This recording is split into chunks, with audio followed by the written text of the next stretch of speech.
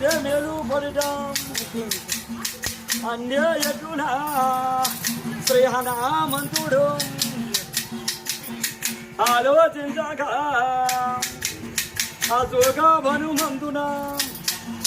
శ్రీరకే మాసిత శ్రీరామ రామని చింతించకుండగా శ్రీహనామంతుడికి సీత కనబడగా అదే సంతోషము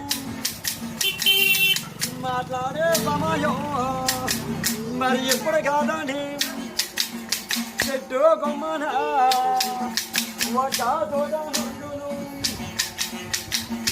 సీత లేదని నేను శ్రీరామ ఎందుడుగా